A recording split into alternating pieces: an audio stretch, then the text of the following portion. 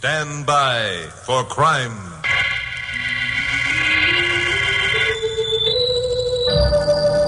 Hi. Chuck Morgan speaking. Newscaster on radio station KLP here in Los Angeles. You know, it's an interesting job, this newscasting.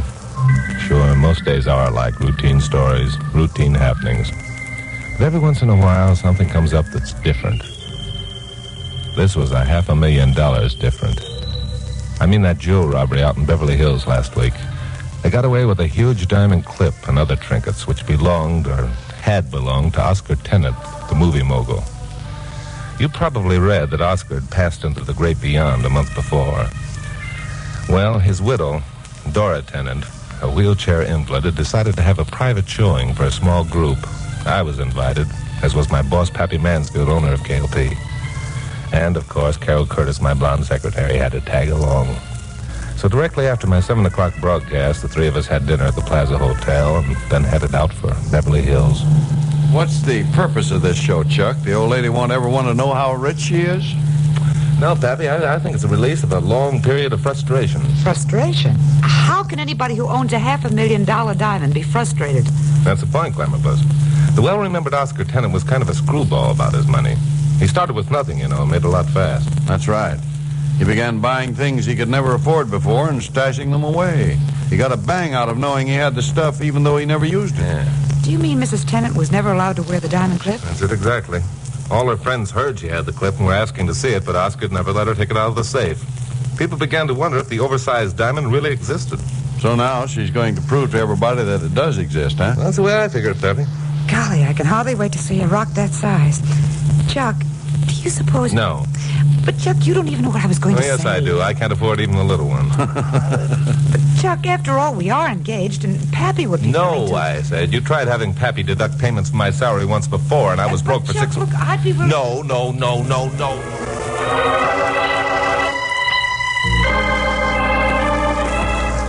The Tennant estate was one of those rambling, one-story deals with a lot of rolling lawn and shade trees.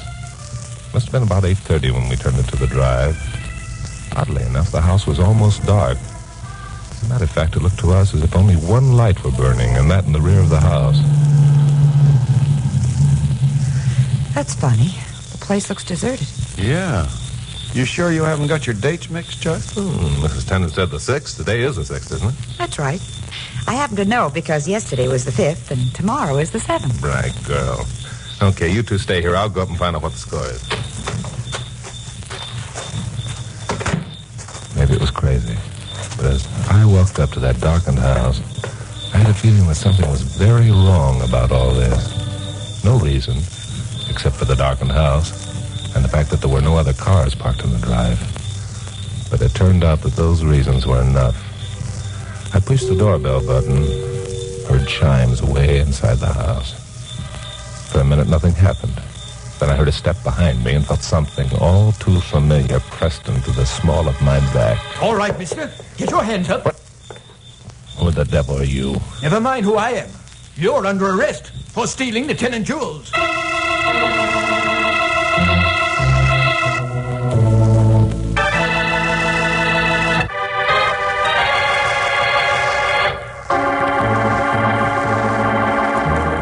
It was dark on the veranda. The man with the gun was only a vague shape. The gun barrel was still an uncomfortable pressure in my back. So I decided not to make a hero out of myself, but do as I was told. All right, so I'm a jewel thief. I came back to give myself up. What do I do now? Get inside. Sure, honey. Don't get trigger-happy with that gun. I bruise easily. This was crazy. In the pitch darkness of the room we entered, I could have at least grappled with the man with the gun. He must have known that. I took a chance, swung wildly, and connected with thin air. Then there was a snap of a switch. The room was suddenly flooded with light. Across the room, one hand still on the wall switch, the gun in the other, was a small, gray-haired guy of about 50. In the middle of the floor was a woman in a wheelchair. She, too, was gray-haired, about the same age. She was leaning slightly forward. There was a bright gleam in her eyes, a sort of eager, anticipatory look, as though she were enjoying the situation. So, this is what a jewel thief looks like. Upon my soul, you look exactly like a human being. All right, I'll go along with the gag. I am a human being. Ordway, Don't let this man's innocent appearance deceive you. Keep him covered. One false move and he gets it. Well, you tell me what a false move is so I won't make one, huh? My, such impudence. You'll be singing a different tune, my fine young friend, when you're languishing in the local Bastille. The local Bastille? Oh, don't try begging for mercy. I intend to be absolutely heartless in this matter. Well, are you going to make a full confession, or shall we, what's the word, Ordway? Sweat. Yes, sweat. Or shall we sweat it out of you? I'd like to be sweated. You would? Ordway, did you hear? He wants to be sweated. Oh, I'm afraid you'll have to... Mother, did you... What in the world is going on here? Oh, come in, my dear. I want you to see what a real live jewel thief looks like. A jewel thief?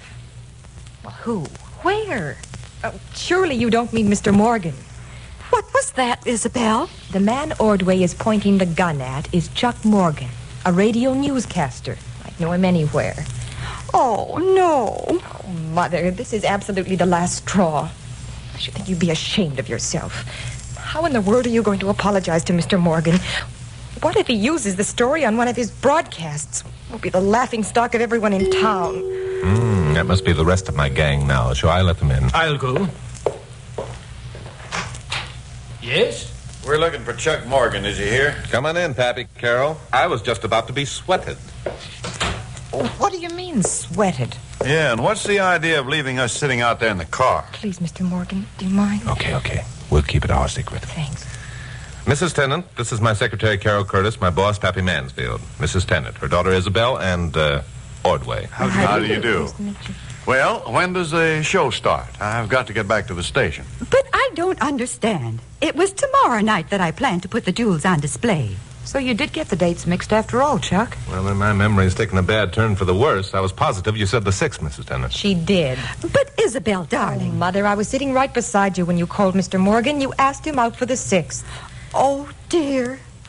Oh, I'm so sorry. Will you ever forgive me, dear people? Well, where's the harm? Now that we're here, why can't we have a look at the jewels? Why, that's simple. They've been stolen. Stolen? What?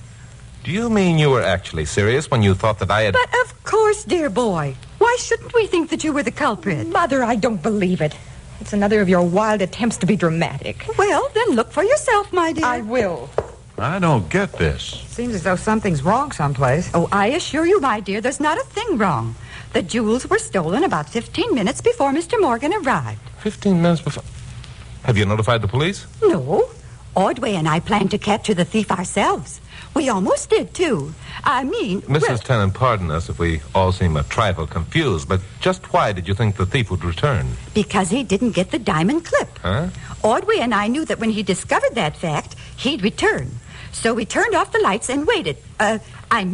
We doused the glim.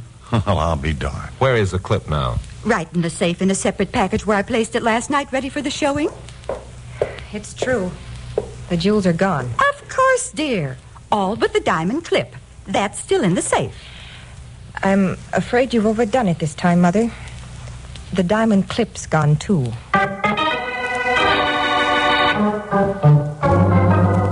There wasn't any doubt about the sincerity of Mrs. Tennant's concern when she heard that the $500,000 diamond had actually vanished.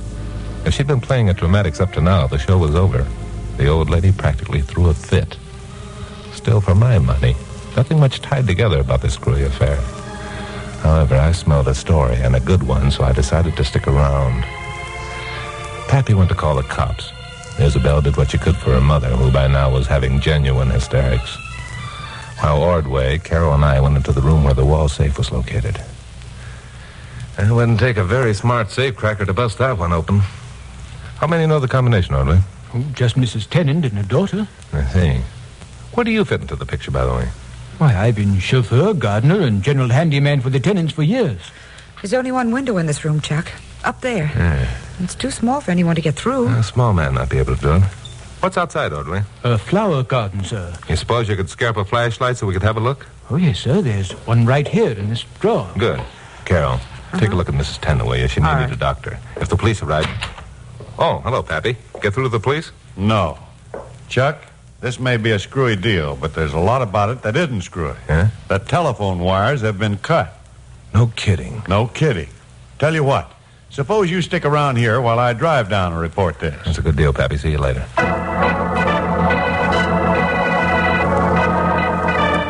So Pappy went off after the cops. Carol went in to lend a hand with Mrs. Tennant. And Ordway and I went out the back door and around the house toward the flower bed. There were no trees on this side of the house. The stars were bright, so Ordway didn't switch on his flashlight, which turned out to be a lucky thing. Or maybe it wasn't. We were within 5 paces of the flower bed when Ordway suddenly yelled, Look out, sir! It was too late. Something hit me behind the ear with the force of a pile driver. I went down and out, and stayed down and out for a long time. At least it seemed that way to me. Then I saw the stars up above dancing around like pinwheels. From a long way off, a voice kept saying over and over again, Mr. Morgan, are you all right? Mr. Morgan, are you all right? Mr. Morgan. Mr. Morgan. Shall I get a doctor, Mr. Morgan? No, never mind the doctor. Who? What hit me? I don't know who it was, sir. He jumped from behind that shrub. He had something in his hand, a club of some sort. I yelled, but he was too quick for me, sir. Yeah, what happened? Well, he ran off, sir, like a flash. Why did you go after him? Why, 2 reasons, sir. I thought you needed attention, and, well, I knew he couldn't get away. What do you mean he couldn't get away? Well, because he ran in that direction, sir. There's an 8-foot wall that nobody could get over without a ladder. Now, the only other avenue of escape is through the house or right past here, which means the man who hit you must be hiding on the grounds right now.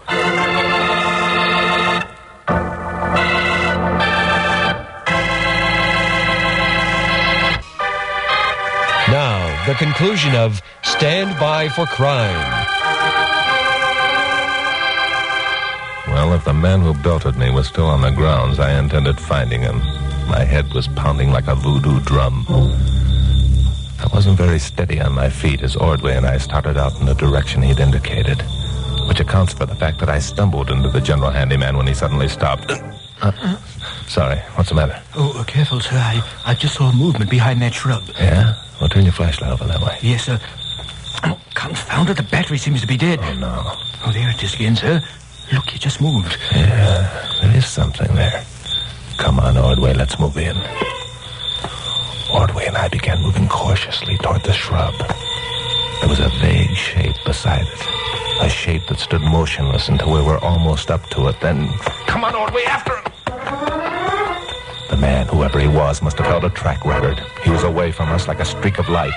We kept after him, spreading out a little, so that when he came to that 8-foot wall, he'd have to turn back and run into one of us. Well, he came to the 8-foot wall, and he turned back right into my arms. I made a flying tackle, grabbed him around the knees, brought him to the ground. Ordway came running over, flung himself across the guy's chest, pinning him to the ground. We've got him, sir. We've got him. Yeah, we've got him. Get up on your feet. Keep your hands off me. Yeah. How do you think you're throwing around? Who do you think you're belting behind the ear with a baseball bat, huh? Didn't belt anybody with anything. Ordway, tell this jerk, whoever he is, who I am. What? So you know the young man, do you, Ordway? Why, it's Mr. Avery, sir. Yeah? Who's Mr. Avery? Mr. Paul Avery. He's a friend of Miss Isabel. I see. This is the way he does his courting, eh? Well, Mr. Paul Avery, let's get back to the house so we can take a look at you and ask a few questions. Paul Avery, a kid about 20 or 21 years old, was sullen and defiant. He didn't want to go back to the house, but he went with my help. When we got there, we found Carol and Isabel alone in the living room. The latter took one look at our prisoner and let out a cry. Paul! Oh, Paul, what have they done to you? It's okay, Isabel. I'm all right. They came charging at me and I ran. I guess they thought I was some kind of prowler or something. The We idea. thought it was more than that. In fact, we're practically sure he was the man who socked me behind the ear with a pile driver. Socked you? Oh, you big bully. Chuck, are you all Oh, right? of course I'm all right. Forget I've about it. already told you I didn't sock anybody. I was just coming here to... Paul Avery, what are you doing here? Haven't I forbidden you this house? Haven't I told you 100 Mother, please. No, Isabel. I made up my mind about this young man some time ago. He's not to be trusted. Ordway, what is Paul Avery doing in this house? I'm sorry, Mrs. Tennant. We found him prowling about the grounds. Mr. Morgan had been attacked, and we thought that... Naturally, you thought that it was Paul Avery who stole my jewels. I just examined the safe myself, and I'm sure of it. Ordway, will you please search Mr. Avery's pockets? Yes, ma'am. Now, wait a minute. I didn't rob any safe. I only came here to see Isabel. We were going to meet out there. Steady, son, steady. It'll only take a minute, and it'll be painless. Oh, this is ridiculous. He certainly doesn't look like a safecracker to me. Now, let's see here. Oh, what's this? Why, Paul. It's one of Mother's rings. I knew it. I knew it the minute I laid eyes on that young man. He's a thief. Paul Avery, where's my diamond clip? I don't know. I don't even know what a diamond clip looks like. Let's start with the ring, then. How did that happen to be in your pocket, son? I don't know. I never saw it before. Oh, that's rich. That's very rich indeed. Never saw it before. Then how did it get into your pocket, I'd like to know? Well, someone must have put it there. Yeah, that's it. Someone had to put it there, and who else had the chance but Ordway and this guy here? The idea. The very idea accusing Ordway or Mr. Morgan. Mr. Morgan, I demand that you arrest Paul Avery at once. Well, I'm not a policeman, Mrs. Tennant. If I were, I think I'd ask a few more questions and search a few more pockets before I arrested anybody.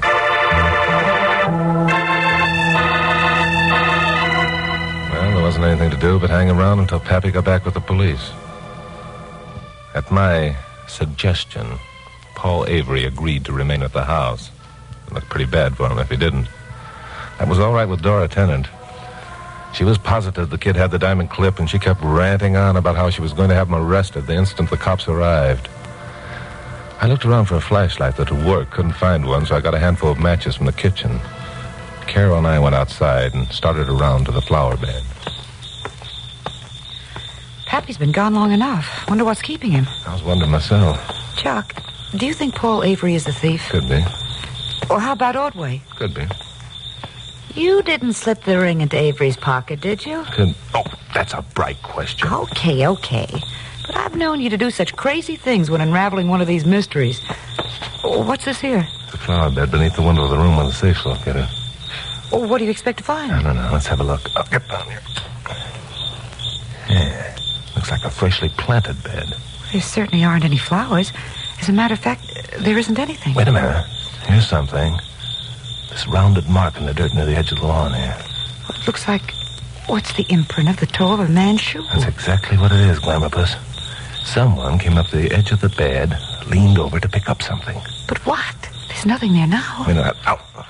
Wait till I light another match. There we are. Now look, I'll be the man. I stand on the edge of the lawn like this with the toe of one shoe on the flower bed. I lean forward and... Hey! What is it? I still don't see anything. That depression in the soft dirt over there. Chuck, that's it. Someone threw something. Yeah. The box containing the jewels out of the window and then picked it up later. No. That's wrong, Glamourpuss. The diamond clip was in the package by itself, remember? A diamond clip wouldn't weigh enough to make a mark in the dirt that deep. Wouldn't be shaped like that either. About 3 inches long and rounded. Then what did make it? I don't know. Let me think. How much a drop is that from the window, would you say? 8 feet, maybe? Yeah. Now, how much would an object dropping 8 feet have to weigh to make an impression that deep in soft dirt? The consistency of which... I know a good one like that, too. Huh?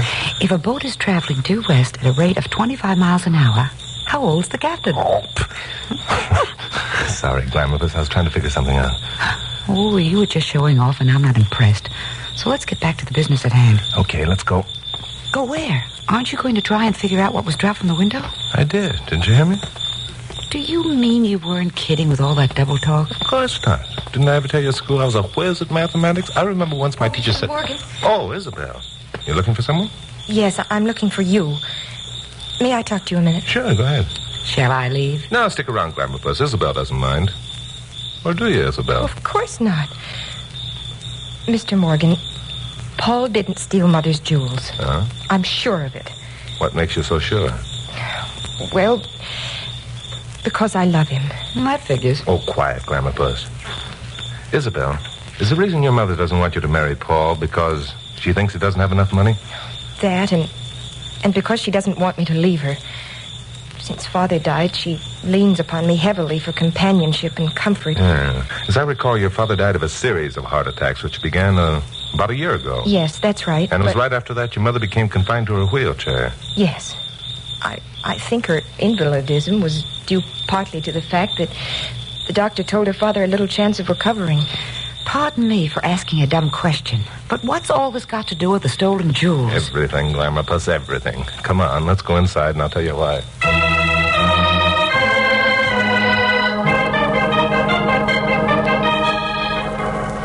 I can't understand why you've asked us all to gather in this room, Mr. Morgan. And I can't understand either why that man hasn't returned with the police. What was his name? Mansfield? Oh, yes, that was it. Mansfield. Or was it he who stole the jewels? Ah, perhaps I have something there. Perhaps he isn't Mr. Mansfield, or you're not Mr. Morgan. Well, Mr. Morgan? Are you through, Mrs. Tennant? I'm not sure I like the tone of your voice. I'm afraid you're going to like it less when I finish. How would you like to know where your diamond clip is? What? You know where my diamond clip is? Oh, yes, I know. Well, then give it to me at once. Just a minute. Don't you want to know where the other jewels are that were stolen? All right. Yes, of course. But it's the diamond clip that's important. It's worth more than all the others put together. Yeah, that's the point. That's the reason you forgot your dramatics and practically had hysterics when you learned that the clip was missing. Because the diamond clip, Mrs. Tennant, was the only jewel that was really stolen.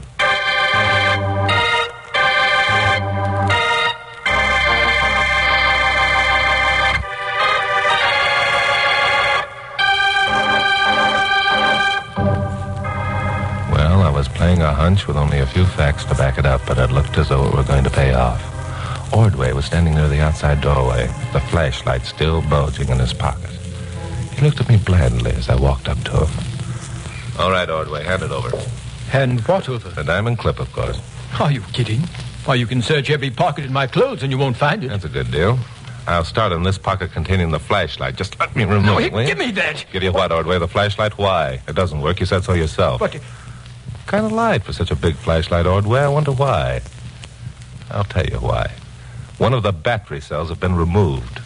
You took it out and threw it out of the window so you'd have a safe hiding place for the diamond clip, which you stole.